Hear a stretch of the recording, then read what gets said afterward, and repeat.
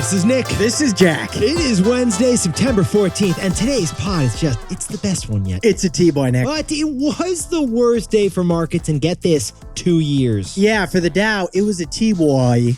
The worst one yet in 2 years. Yeah, the Dow dropped 1,200 points yesterday. And the S&P 500 dropped 4%. And all of that is connected to our first story. Jack, what do we got for the T-boy? Kellogg just launched a new cereal that doesn't require milk.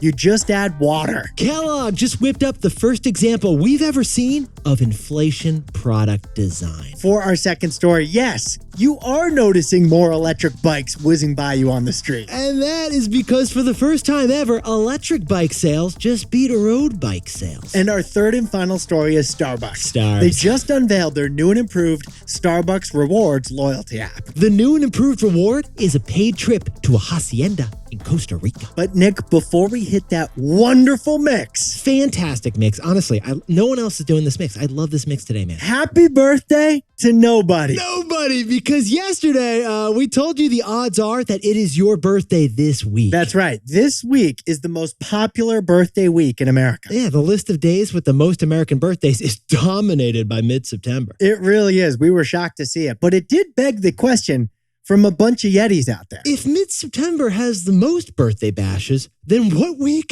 has the fewest birthday bashes? Who's the Joker to this Batman? Jack, who's the Janice Ian to this Gretchen Wieners? The answer to the least popular birthday week is the opposite of the most popular birthday week. Yetis, the time of year in America with the fewest birthdays is January. Specifically, the first week of January. More specifically, January 1st. Jack and I jumped in T-boy style. Turns out New Year's Day has the fewest birthdays. New Year's Day is tied with Christmas Day. This is a fact.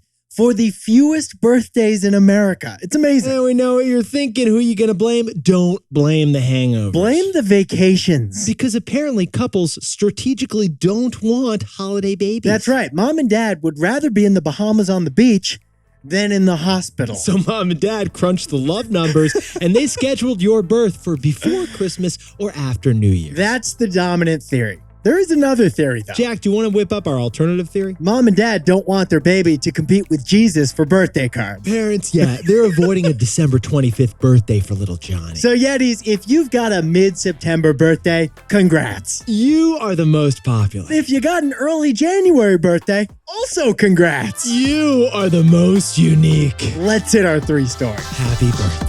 15 years before this song, two boys from the Northeast met in the dorm. They had an idea that caused a cultural storm. It's the best one yet, but the best is the norm. Jack, Nick, that's it.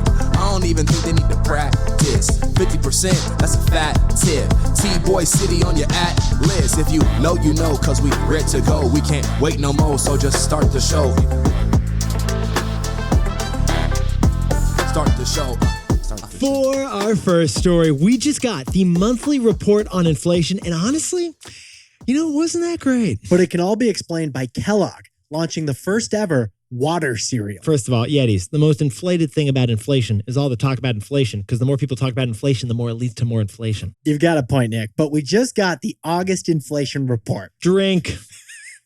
Because I said inflation. Because he said inflation, Jack. Prices are chilling a bit, Yetis, but it's still bad out there. All right, every time Jack says inflation, you got to take a shot of overpriced orange juice. That's the game. That's a brilliant game, Nick. I'm on board. In the meantime, here's what was actually in the report. Inflation, Drink, is down from its 9.1% high in June. That's good. But prices are still up 8.3% from last year. That is stubbornly high inflation, Drink. It is. Despite the big drop in gas prices. Good point, Jack. We should point out gas has actually fallen by $1.25 a gallon. Not too shabby. But prices are still 8.3% higher on average than last year. And that means that the nation's central bank, the Federal Reserve, is going to get more involved. Yeah, Wall Street's interpretation was that the Fed is going to continue jacking up interest rates to kill this high inflation. And after all that inflation drama, investors were so bummed yesterday that they dropped the stock market for its worst day in 2 years. The S&P 500 fell by over 4% yesterday. But funny thing Jack and I noticed, all these high food prices are why Kellogg stock happens to be up this year. Funnier thing we noticed, Kellogg seems to have created a product literally inspired by this price report. That's our interpretation. Behold, the brand new Kellogg product, Kellogg Water Cereal. That's what we're calling it. They call it Instabowls. Honestly, that is a better name. They do have a better name than us on that one, Jack. Instabowls is cereal, which Kellogg's been making for 100 years, but you add water to it, not milk. Yeah, it's like ramen cup of soup, but it's for your Fruit Loops and your Apple Jacks. Right. And instead of the pack of like beef or chicken sauce in your ramen, this contains milk powder. Yeah, so like you pour in a pint of H2O into your Frosted Flakes, you stir it up, and then boom, what happens? The powder transforms into milk, and you have what is resembling an old-fashioned normal bowl of cereal. Jack, can I get a Cookie Crisp? What do I gotta do to get a Cookie Crisp? Go! The big question. I feel like a court jester over here. The big question, of course, Jack, do you still get the cereal milk at the end of the cereal? Because that's the best part of the cereal. I think you do. And you got to eat it before it gets soggy. Yetis, what's really interesting here, though, isn't the fantastic water-to-milk technology that Kellogg created. Although that is impressive. What Jack and I think is the most fascinating part about this story is the philosophy behind cereal water milk. Because milk is one of the top 5 hardest hit inflation items in the report. Get this, milk prices have surged a whopping 17% since last year, and with this product, you don't have to buy milk. So to us, water cereal isn't about convenience. No, to us, this new water cereal is the first ever inflation-designed product. Drink. So, Jack, what's the takeaway for our buddies over at Kellogg's? When prices rise, 2 things can change. First, people, and then products. Okay, Yetis, people have already changed their behaviors. Like, get this. Americans earning over $100,000 a year are shopping at dollar stores more than ever. Yeah, if you look at the parking lot at Walmart, you're going to see more BMWs than you've ever seen before because people are adjusting their spending. But what Kellogg just created is the first sign of a product that has fundamentally changed for inflation too. Now, we're not talking about adjusting the size of the product. That's shrinkflation. That's not a fundamental change. That's a sneaky change. What Jack and I are talking about is Kellogg designing a brand new product specifically for inflation wallets. Kellogg's water cereal captures a new era in this era of high prices. Inflation product design. Drink, drink, drink. For our second story, electric bikes just hit a very special milestone, and now governments are getting on electric bikes. With electric bikes, first came fun, and then came the commute. Okay, if you're talking to your parents right now, 2 words are going to get brought up. 1 is pickleball, 2 is electric bikes. Parents did it the last couple years, and they told us that they did it. Yeah, they're like, oh yeah, Janice and I haven't lost a pickleball match in 3 weeks. How often are you playing? Well, once every 3 weeks. Yetis, both pickleball and electric bikes took off during the pandemic. Janice got a custom paddle. You got to believe it. These things got you outdoors. They were socially distanced activities, and it was like a fun way to exercise. Yeah, they're like tennis and regular biking, but neither one requires you to be physically fit. No, they don't. That's what's so great about it. Well, let's focus on the e-bikes, Jack. What's going on with the electric bikes? E-bikes in particular hit a shocking milestone in 2021. We sat down, stood up, and sat back down on the seat again. Get this, electric bikes just beat road bikes in sales last year. According to NPD, which is a research group, Americans spent $770 million on e-bikes in 2021. Yeah, sprinkling on a little context here, that is more than 3 times the amount that was spent on electric bikes in 2019. Companies like Van Moof, Rad Bikes, and Cowboy, they are e-bike leaders. They're all private, and they all have raised hundreds of millions of dollars in venture funding. Now, the way Jack and I see it is like electric bikes are basically a third glute. Electric bikes are like having a third hammy. These are regular bicycles, but with a battery pack and a motor, so they are heavier. That is one negative to them. You can remove the battery pack, though. True. But you're going to pedal this thing just like the Huffy you grew up on. But for the hills, you can boost up them with an electric bike. Yes, right there next to your brakes and your gear changer is a little button that is like having a third glute. It's going to power you up the hill. I mean, this thing is amazing. The key use for this is really when you're on vacation. Like we were going through Central Italy on this thing. Like you want an electric bike for the hills. Right. With an electric bike, you can tour the Riviera on a bike soak in the scenes without soaking the linen shirt you're wearing in sweat. Right. So the consumer use case is basically any sweat-free scenario is more conducive to an electric bike. Right. You can ride one to a date or to work and not have to take a shower immediately after arriving. Right. Like, Jack, remember I tested an electric bike to get to our pod studio because we can't be sweating through the hair these days with the video pod. Both San Francisco and New York City have electric bikes within their bike share program. There are a lot of hills. Now, besties, Jack and I have noticed there have been two waves to the electric bike industry. The first wave was pure, raw consumer demand. Pure and raw, because the early adopters of a new technology, they tend to be the fanatics. These are our parents. An electric bike costs over $2,000, which is another reason why they're so often bragged about. But electric bikes are now experiencing a second wave of sales surging. Exactly, because exiting the pandemic, sales of electric bikes just keep on growing. And this second wave for e-bikes, it got us curious because it's a government-funded second wave of e-bikes. So, Jack, what's the takeaway for all our buddies buying up electric bikes? For the first time, your wallet is getting training wheels. Okay, Yetis. Apparently, cities, companies, and states are now incentivizing electric bikes. And Axios just listed all the cities, companies, and states that are incentivizing electric bikes. If you live in Hawaii, if you live in Oakland, if you work at Amazon, any of those three scenarios, you have subsidized electric bikes available to you. And the reason is because these eco-friendly two-wheelers are offering benefits that are way beyond just the biker. Just like regular bicycles, e-bikes are more environmental and less dangerous than cars are. But here's the key. Unlike regular bikes, electric bikes are a viable option for the masses to commute distances. So little electric bikes are getting similar government incentives as a huge Ford electric F-150 does. Which means your wallet doesn't have to pay the entire $2,500 for a single electric bike. Increasingly, governments are giving your wallet training wheels. Now, a word about our sponsor, Robinhood. You can do just about anything from your phone, but some industries, they've just been slow to move. The finance industry was slow to move from phone to computer, and then from computer to app. Robinhood wasn't. It's the Silicon Valley-based brokerage that's been updating apps since it was born in 2015. Using the Robinhood app for your stocks and crypto is almost as easy as downloading it. So you can invest at your pace on your terms by downloading the Robinhood app. If you're not investing on Robinhood yet, to get started, go to Robinhood.com/TBoy and choose your free stock. That's Robinhood.com/TBOY. Limitations apply. Stocks are offered by Robinhood Financial LLC, member SIPC. Crypto offered through Robinhood Crypto. All investments involve risk. By the way, this podcast is not owned by or part of Robinhood, and we are not employees of Robinhood.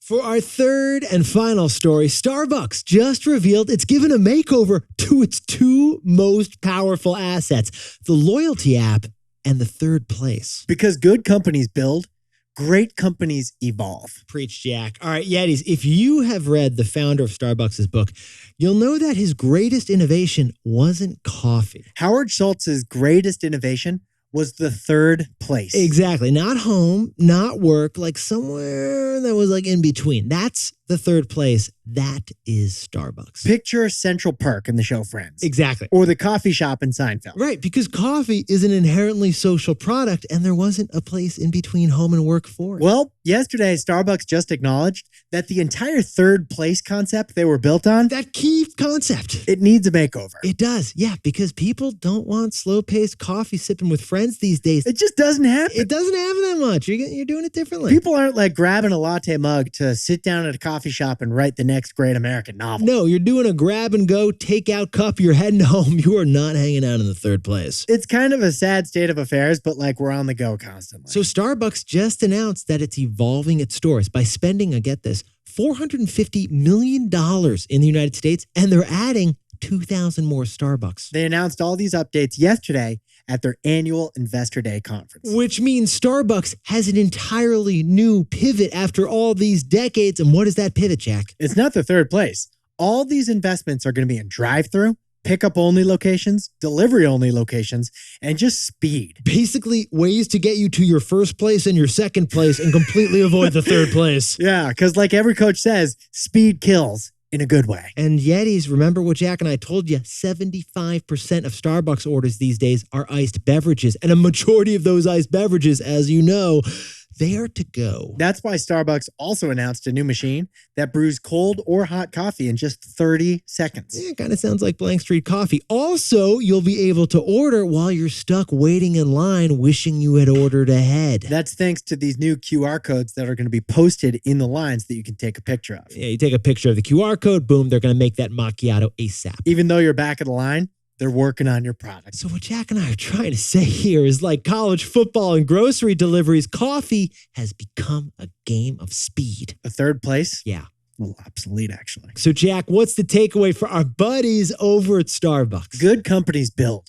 Great companies evolve. All right, besties, not only is Starbucks evolving its third place, this is what Jack and I found fascinating. They are also modernizing their famous loyalty app. When Starbucks launched the Starbucks Rewards loyalty app, it was a pioneer. There were no others like it. And now it's got 25 million users. Honestly, that coffee app is one of the largest financial apps in the entire country. But now every chain has a loyalty app. So Starbucks unveiled a new thing. Yes. Odyssey. Odyssey. Now, you can join the waitlist for Odyssey because basically what this will be is a loyalty app at an entirely new level. If you order enough coffees, you're not just going to get a free coffee. No, you're not. You will win digital collectibles and experiences from Starbucks. Yeah, like that experience could be an espresso martini making class at a Starbucks because you bought so many frappuccinos. Or that experience, Starbucks will actually send some winners on a trip to Costa Rica to see the beans at the source that eventually become their frappuccino. Jack, 6 more venties and I'm heading to a hacienda in Central America, baby. Yetis, Starbucks already built great things. But to stay great, it's evolving those great things. Jack, can you whip up the takeaways for us over there? Kellogg just launched Insta Bowls, aka water cereal. It's the first thing we've ever seen that's an inflation-designed product. For our second story, e-bikes are experiencing their second wave of sales boom. Thanks to new subsidies, your wallet is about to get training wheels. And our third and final story is Starbucks. They just updated their third place and their loyalty app. Good companies build, great companies evolve. We actually think it's the same thing for human beings. That's a great point, Jack. It is the same thing for human beings. Evolve. Drink. Drink. And yet we're still telling each other to drink. Yeah. Now time for the best fact yet. This one sent in by Jesse Kerr from lovely Portland, Oregon. The Toronto Raptors basketball team has always said they own the North. And you know what? We bought it because they're the only NBA team in Canada. So honestly, for this North team, it makes sense. Except let me call in the fact checkers over here. They are not the most North NBA team, actually. Get this, Yetis. Portland, Oregon in the United States is actually further north than Toronto up in Canada. They're south of the border, but they're north of Toronto. Check your maps, Magellan Jack. What kind of numbers these guys putting up? All right, Portland scored a 45.52 degrees on the latitude scale, Nick. All right, what about Toronto, Jack? Toronto's 43.7. So the Portland Trailblazers basketball team, yeah, they own the North, not the Raptors. And yeah, we checked the Timberwolves. They're south of Portland. 44 degrees, don't even touch us. Yetis, you look fantastic today. And remember, if you've got a mid-January birthday, look, we're not different. We're just unique. I noticed the first person pronoun there, Nick. I felt lonely, but I feel special too. Jack and I will see you tomorrow. Yeah, we will.